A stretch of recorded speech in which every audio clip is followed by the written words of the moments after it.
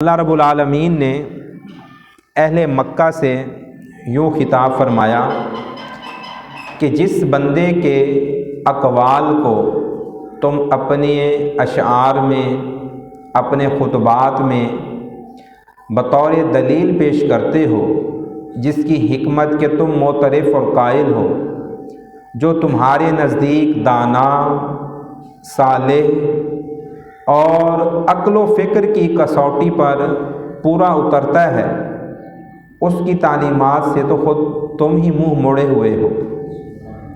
اہل عرب نے بیت اللہ شریف میں 360 بت رکھے ہوئے، شرک کا ارتکاب کرتے ہوئے انہیں کوئی آر، کوئی شرم محسوس نہیں ہوتی، بڑے فخریہ انداز کے اندر بیت اللہ شریف کے متولی بن کر اپنے آپ کو بیت اللہ کا وارث کہتے ہوئے بیت اللہ شریف میں اللہ کے شریک ٹھہراتے ہوئے بت لا کے رکھے ہوئے ہیں، اور کہتے ہیں کہ ہم عقل و فکر میں، زبان و فصاحت میں بہت کمال رکھتے ہیں۔ اللہ پاک ان کو دعوت فکر دے رہا ہے کہ لقمان جس کی حکمت کے، جس کی دانائی کے تم سب قائل ہو، ان کی باتوں کو اپنے اشعار میں بطور تلمیح و تذکیر بیان کرتے ہو، اس کی تعلیمات پہ تو غور کرو۔ وہ میرا دانا بندہ جس کی حکمت کے تم بھی قائل ہو، اس کی تعلیمات تو ایسی نہیں تھی جیسا تم کر رہے ہو۔ وہ تو اگرچہ حضرت لقمان حکیم رحمۃ اللہ علیہ آپ کا ظاہری وجاہت اور شکل و صورت بظاہر بھلی اور پرکشش نہ تھی، لیکن آپ کی اقوال اور سیرت کا حسن اتنا تھا کہ جس نے پورے عالم کو، علمی دنیا کو ورطہ حیرت میں ڈالا ہوا تھا، اور تمام لوگ آپ کی حکمت والی، دانائی والی باتوں کے معترف تھے۔ جب وہ دانا بندہ، اس کی تعلیمات یہ تھی کہ شرک، ان الشرک لظلم عظیم، شرک سب سے بڑی ناانصافی ہے، شرک سب سے بڑا گناہ ہے، تم اس کی باتیں مانتے ہوئے، اس کے کردار کو مانتے ہوئے، اس جیسا اللہ رب العالمین کے لیے جو اس کا رویہ اور طرز عمل اور اپنی عملی مثال ہے، اس مثال سے تم گریزاں ہو، تم دور ہو، تو تمہاری تو جو ایک پہچان اور اپروچ ہے وہ بھی غلط ہو گئی۔ تم حکیم لقمان کو اپنا بڑا کہتے ہو لیکن اس کی بات نہیں مانتے۔ وہ دانا بندہ اللہ والا تھا، شکر گزار تھا، اور شرک سے کوسوں دور، شرک کا شائبہ تک ان کی طبیعت میں، مزاج میں، ان کی کردار میں نہیں تھا۔ تو اللہ رب العالمین نے ان کی نصیحتیں جو انہوں نے اپنے بیٹے کو کیں، میرے لیے، آپ کے لیے قرآن مقدس میں نازل فرما دی۔ حضرت لقمان حکیم نے جو نصیحتیں اپنے بیٹے کو کیں، وہ نصیحتیں اللہ تعالیٰ نے قرآن مقدس میں بیان کر دی کہ بعد میں آنے والے میرے بندے ان تعلیمات کو پڑھیں، سمجھیں، اور ان تعلیمات پر عمل پیرا ہو کر اپنے دین و دنیا کی، دنیا و آخرت کی بھلائی کو حاصل کریں۔ کتب تفاسیر کے اندر آپ کے بیٹے کا نام انعم یا اشکم کا آتا ہے۔ اللہ پاک فرماتا ہے وَإِذْ قَالَ لُقْمَانُ لِابْنِهِ، یاد کرو اس دور کو جب حضرت لقمان نے اپنے بیٹے کو نصیحت کی، وَهُوَ يَعِظُهُ، اور آپ نصیحت فرما رہے تھے، یا بنیا لا تشرک باللہ، اے میرے پیارے بیٹے، اللہ کے ساتھ کبھی شرک نہ کرنا۔ اے میرے پیارے بیٹے، اللہ کے ساتھ کبھی شرک نہ کرنا، اللہ کا کوئی شریک نہ بنانا۔ ان الشرک لظلم عظیم، اللہ کا شریک بنانا روئے زمین پر سب سے بڑا گناہ ہے۔ اللہ کا شریک بنانا وہ گناہ ہے جس کی معافی اللہ کے ہاں نہیں ہے۔ اللہ پاک نے اسی لا ریب کتاب کے اندر ارشاد فرمایا ہے، ان اللہ لا یغفر ان یشرک بہ، اللہ پاک اپنے ساتھ شرک کیے جانے والے عمل کی معافی نہیں دینے والا، وَيَغْفِرُ مَا دُونَ ذَلِكَ، اس کے علاوہ جتنی سیاہ کاریاں ہیں اللہ پاک کی رحمت جوش میں آئے تو وہ سب کے سب سیاہ کاریاں حسنات میں بدل سکتی ہیں، لیکن شرک وہ معاف نہیں ہے۔ ان الشرک لظلم عظیم، شرک سب سے بڑی ناانصافی ہے، شرک سب سے بڑا ظلم ہے۔ اب یہ جو نصیحت ہے حضرت لقمان حکیم کی اپنے بیٹے کی، جو اللہ نے قرآن مقدس میں ذکر کی ہے، اس کے اندر جو حکمت والی بات ہے، جو نصیحت میرے اور آپ کے لیے ہے، اس میں پہلی بات یہ ہے کہ مجھے آپ کو جب دوسروں کو نصیحت کرنی پڑے نا، تو اس نصیحت کی ابتدا جو ہے وہ مجھے آپ کو اپنے گھر سے کرنی چاہیے۔ ایسا نہ ہو کہ ہم دوسروں کو نصیحت کرتے رہیں اور خود میاں فصیحت بنے ہوئے ہوں۔ ہم دوسروں کو تو واعظ و نصیحت، گشت کے ذریعے، تبلیغ کے ذریعے، اللہ کے دین کے لیے، کلمے کے لیے بلاتے رہیں، لیکن گھر ہمیں کوئی کچھ سمجھتا نہ ہو، ہماری بات بے اثر ہو، تو ہم قرآنی اسلوب کے مطابق تبلیغ نہیں کر رہے۔ میرا اور آپ کا عمل وہ اللہ والا نہیں ہے۔ اللہ نے حضرت لقمان کا تذکرہ فرمایا اور کہا کہ انہوں نے اپنے بیٹے کو نصیحت کی، پہلی نصیحت کی کہ بیٹا اللہ کے ساتھ شرک نہیں ٹھہرانا، اللہ کا کوئی شریک نہیں بنانا۔ تو اس کے اندر لطیف نقطہ یہ ہے، میں اگر آپ کو ہفتہ وار آ کر یہاں نصیحت کرتا ہوں تو میرے گھر والے بھی اس نصیحت کے متحمل ہونے چاہیے۔ میں ان کو بھی کوئی اپنی سریکی چاہنے کولی کراڑی کرا، ساری نصیحتیں میری ٹوپی رکھ کر، دستار باندھ کر لوگوں کے لیے نہ ہوں، میں گھر والوں کو بھی اچھائی برائی سکھاؤں، ان کو نماز کی تلقین کروں، ان کو خوف خدا دلاؤں۔ اللہ پاک نے قرآن مقدس میں ارشاد فرمایا ہے، انذر عشیرتک الاقربین، سب سے پہلے اپنے قریبی رشتہ داروں کو اللہ کا خوف دلاؤ، سب سے پہلے اپنے کنبے کے قریبی افراد کو اللہ کا ڈر سناؤ، اللہ کا ڈر دلاؤ، اللہ کے دین کی دعوت دو۔ لیکن آج منظر ہی الٹے۔ قرآن مقدس میں اللہ نے جو الفاظ بیان کیے، یا بنیہ، یہ وہ عربی اسلوب ہے کہ اس کا نیم البدل نہیں ہو سکتا۔ یا بنیہ، اے میرے پیارے بیٹے، اس کا اردو ترجمہ جتنا میٹھے الفاظ میں ہو جائے نا، اے میرے لخت جگر، اے میرے نور نظر، اے میرے نور چشم، لا تشرک باللہ، اللہ کے ساتھ شرک نہ کرو۔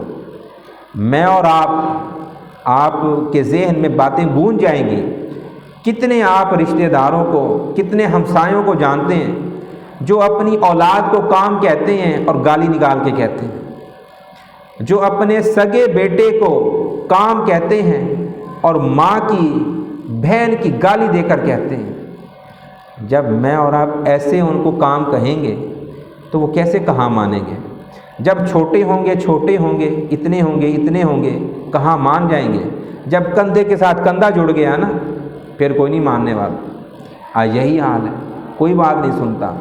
مسئلہ یہی ہے کہ ہم نے تربیت صحیح نہیں کی، ہم نے قرآن کو سمجھا ہی نہیں ہے، ہم پیار دیتے نہیں ہیں، ہمیں بدلے میں کہاں سے پیار ملے؟ ہم جو چیز کاشت کریں گے وہی ہمیں فصل ملے گی۔ ہم اپنے بیوی بچوں میں پیار بانٹیں گے نا تو انشاءاللہ وہاں سے ہمیں پیار ملے گا، وہاں سے ہمیں محبت ملے گی، ایثار ملے گا، درگزر ملے گا۔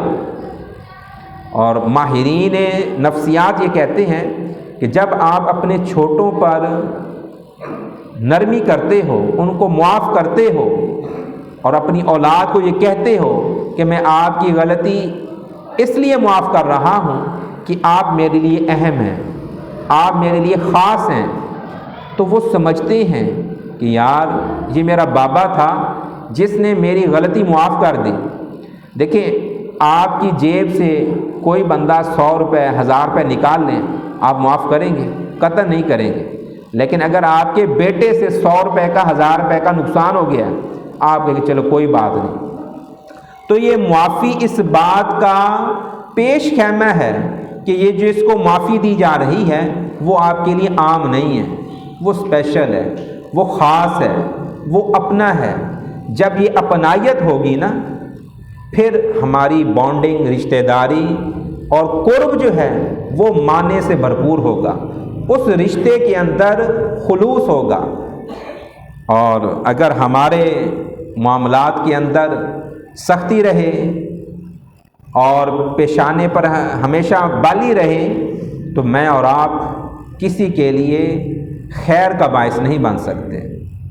اور حضرت لقمان حکیم نے یہ نصیحت کی کہ بیٹا، اللہ کے ساتھ شرک نہیں کرنا۔ اس میں ایک لطیف اور پر حکمت بات یہ بھی ہے کہ مجھے آپ کو سب سے پہلے اپنے عقائد کی اصلاح کرنی چاہیے۔ جب عقیدہ صحیح ہوگا، بنیاد صحیح ہوگی، تبھی بلڈنگ مضبوط ہوگی، تبھی پائیدار ہوگی، تبھی وہ قائم رہ سکتی ہے۔ اگر بنیاد ہی کھوکھلی ہوئی تو ہم کیا تعمیر کر سکتے ہیں؟ کچھ بھی نہیں تعمیر کر سکتے۔ اگر ہمارے رویے، طرز عمل کے اندر شرک ہے، شرک کی آمیزش ہے، تو کیا اللہ نماز مانے گا؟ اللہ روزے قبول کرے گا؟ اللہ ہماری حج خیرات قبول کرے گا؟ قطع نہیں قبول کرنے والا۔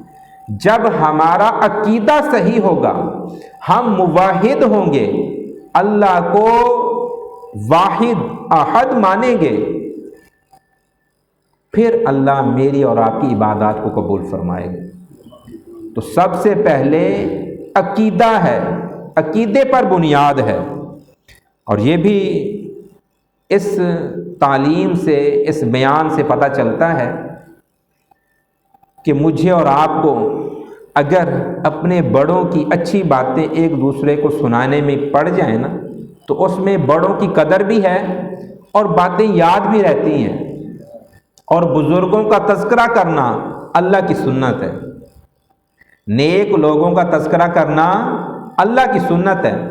حضرت لقمان حکیم رحمہ اللہ تعالی صحیح احادیث کے مطابق نبی نہیں ہیں، لیکن اللہ کے نیک بندے، دانا ہیں، حکمت کے بادشاہ ہیں۔ اللہ نے ان کا تذکرہ قرآن مقدس میں کیا، ان کے نام کی سورت نازل فرمائی۔ تو یہ نیک بندوں کا تذکرہ کرنا کس کا کام ہوا؟ اللہ کا کام ہوا نا۔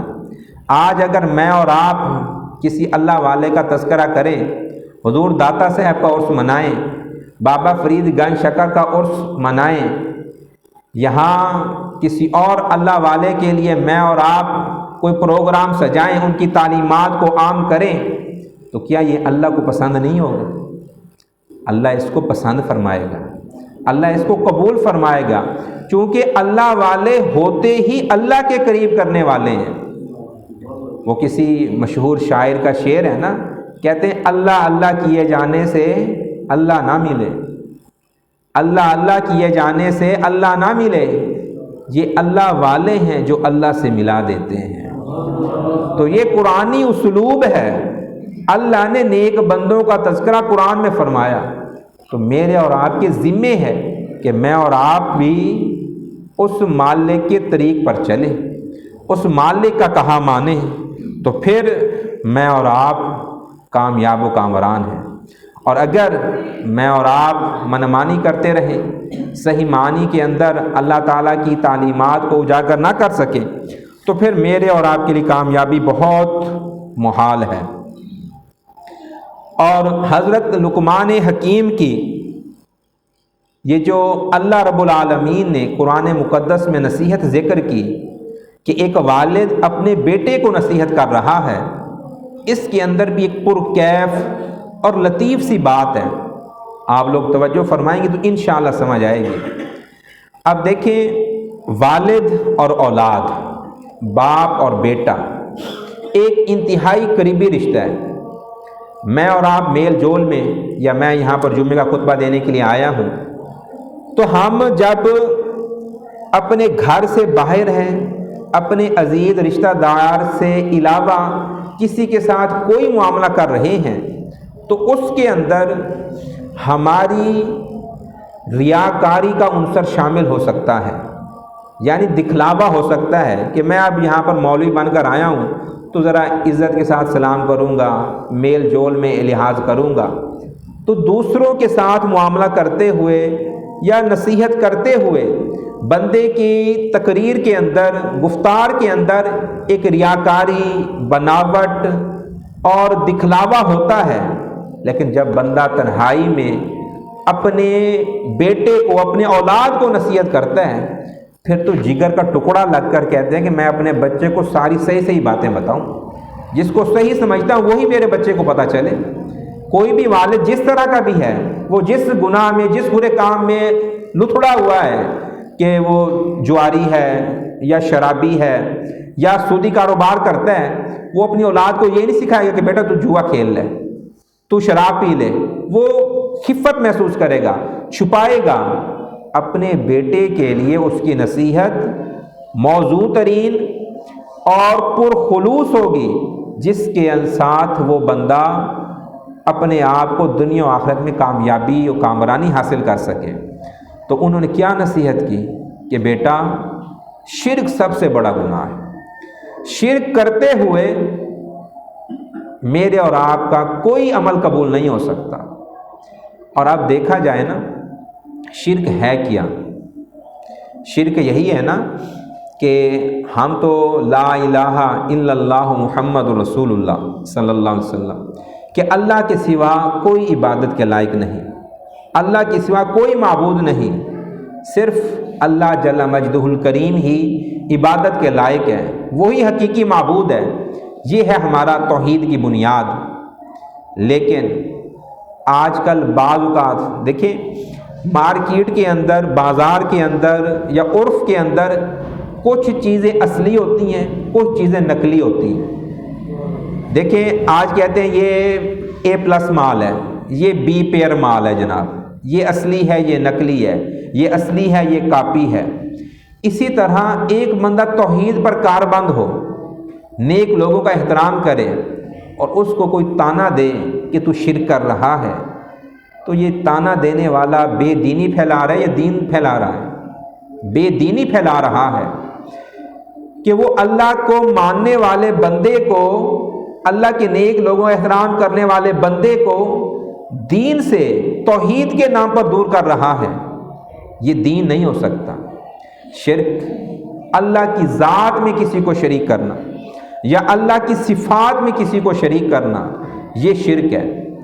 اب میں اور آپ حضور داتا صاحب کے مزار پر انوار پر تشریف لے جائیں، آپ میں سے کوئی، یا مجھے سعادت کا موقع ملے، حاضری کا موقع ملے، ہماری گفتگو اور بات چیت کیا ہوتی ہے کہ ہم نے داتا صاحب جا کر فاتحہ خوانی کرنی ہے۔